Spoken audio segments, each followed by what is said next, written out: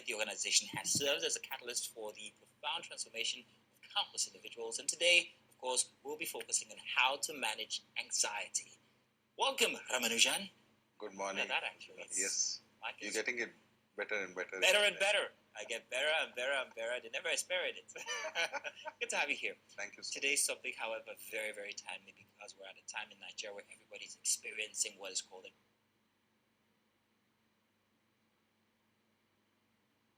anxiety. Some of us manage it better than the others. Some people still function every single day with your normal functions. Other people might just collapse into themselves and just escape the world by just being alone. How do we manage anxiety at different levels? So the first step to managing anxiety is accepting that it's there. Somehow society pushes us to live with anxiety. They feel that being stressful is normal. So what is anxiety? Anxiety, you feel anxiety when you have a lot to do, but you don't have enough time or energy. Right? And if someone is stressed, people never tell them that, oh, okay, take a break, take a few breaths. Why don't you just relax? People just push them even more, saying that, okay, this is normal. It's okay to live this way. So if someone breaks their hand, they proudly tell people, right, oh, I've broken my hand, I'm not well, I have a fever. But if somebody is stressed, they are not open about sharing. So if somebody is anxious, they feel that, oh, I just have to live with it. There's a certain stigma that goes with also sharing your mental state with people. Yes. People don't like to tell because they feel people are going to say I'm either not strong enough or I'm just, yes, ill or something. But then it is an illness. It is an illness. It's a disease, isn't it? It is a condition. Illness is a strong word. But it is a condition that needs to be dealt with. It's like a thorn in your foot. You won't ignore a thorn in your foot, right? Yeah. You would want to take it out or do something about it. So anxiety, similarly, first of all, has to be accepted that, okay, it's there. Recognize that it's there.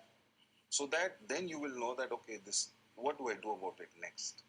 Before we talk about steps or definitive things to do about it, I want to also acknowledge the different levels of anxiety and how little anxiety could build into being something huge. Do we also need to take note that little things are also the causative factors to our huge anxiousness? Like, for instance, oh, I didn't get that done yesterday. Does that contribute to anxiety? Even your child throwing a tantrum also adds to the anxiety that you feel. Every aspect of life, just being in traffic adds so much anxiety. Like in Nigeria, True. Traffic is a part of life, so that means that anxiety is also naturally a part of your life. Me getting to work early is anxiety. Writing the scripts is anxiety. Those meetings are anxiety. Olamide, should I go on?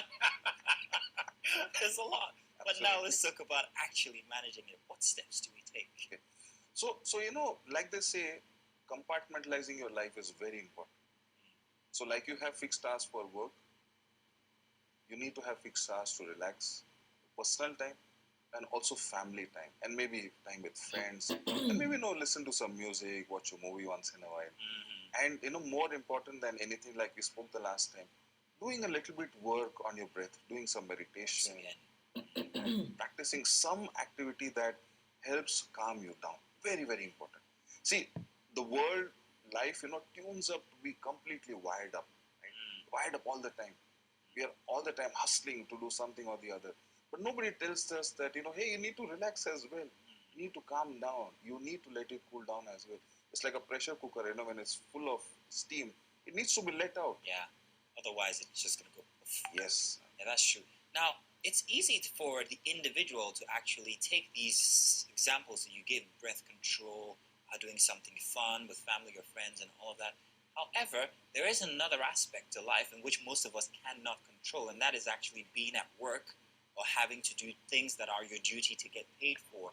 These also contributes to our anxiety levels. You were at the Women's Day program put together by TVC Women's Network, and you saw that these are people who, while we're working, we are still subject to some of these things. What advice do you have for workplaces, establishments, when it comes to anxiety and helping employees manage their anxiety, especially all of those anxieties brought by duties or things you have to do at work?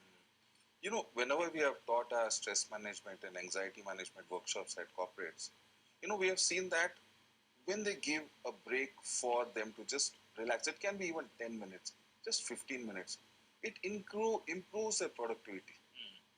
In fact, in the middle of the day is when you feel the least productive. Nowadays, 3 hours into the work space, and people are already tired. Yeah. So just the way you take the washroom break, right? So I feel that just 10 minutes, you can just sit down, just take a few deep breaths, just keep your eyes closed, listen to some relaxing music, just breathe in deeply, just be, for 10 minutes. If you can do that at least once in a day at the workplace, it will definitely improve the way a person approaches their work. All right. It gives us the freshness also when it is needed. How can I support a person who's going through anxiety, especially if it's accumulated? How do I help? Best way is listening. Listening, So people often, they confuse listening with speaking. And giving advice. So listening is just shutting up and letting the other person speak. Let them speak, let them vent it out. See, people know what they need to do in life. It is just about how much energy they have and how much ability they have to implement what they know. So when they do a little breathing, when they do a little meditation, it gives them the ability to deal with it better. Oh, that is very interesting. Listening is good. Just plain listen. Let them vent. It's like a kettle letting out steam, isn't it? Just let them do it. That's fantastic. Any other tips that we must know before we go? So an easiest way, a simple technique to do when you're anxious is that you can just sit on your chair, wherever you are, just sit on a chair, just relax your body. And you can do something called the box breathing. Okay. How does that A box breathing is breathing in for 4 seconds, holding your breath for 4 seconds, breathing out for 4 seconds, and holding your breath again for 4 seconds. I've just done it. I just done it right now. Yeah. So what it does is it completely relaxes your mind, it calms you down, and it normalizes your heart rate as well.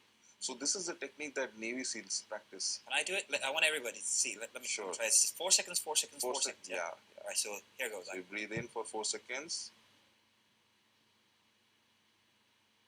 Hold. Breathe out.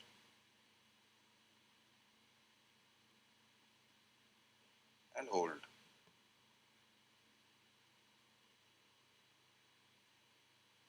Breathe in. Hold. Breathe out. Hold. That's refreshing. Oh, hi. Have we met? So funnily enough, I was just speaking to someone. Soldiers are trained to just rest at any given point of time. You never see them complaining, oh, I don't have food, I don't have sleep. They just sleep wherever they are. Mm-hmm. So they are trained to fight and rest at the same time. Yeah. But unfortunately, we are only trained to just work, and work. Yeah. So life has to be a balance, right, of everything. I mean, what will we do without you? We need to have you here every single day. Yes, I'm right here, Masina. Right here. Thank you very much. Always a pleasure. Always a pleasure also trying out some of these. Sure. It feels really good. Thank you very much, Ramanujan. Sure. By the way, let me find out whether our ladies inside of the kitchen got that lesson. Winfrey, do you want to try the 4 second, 4 second, 4 second thing? That's what it's called, breath. Both of you, the box breathing. I want to try both of you, please. Let's have you guys try it. We have food on the fire. Rami's gonna know now. What? You guys try. Is it by force to relax? Right. Rami, run them through it. Okay, let's do that. Listen to Rami now. Okay, it's very simple. So you just close your eyes. You take a deep breath in. Mentally count to 4. Hold the breath. Count 4 again mentally. Breathe out. And hold the breath. And relax. That wasn't so bad. Now, was it? Winfrey? No, it wasn't. It was You were opening your eyes at intervals. Why are you scared of new people? No, I was figuring out. I thought it was 4 seconds open and 4 seconds closed, but no, I guess. So of course, one shouldn't do this while they're driving. Others it can or be very cooking, dangerous. if not, the food is going to burn. Exactly. Well, let's let you guys take it away inside the kitchen, please. We're looking forward to that meal. Thank you very much, Rob. Thank you so much. Amazing. Welcome back.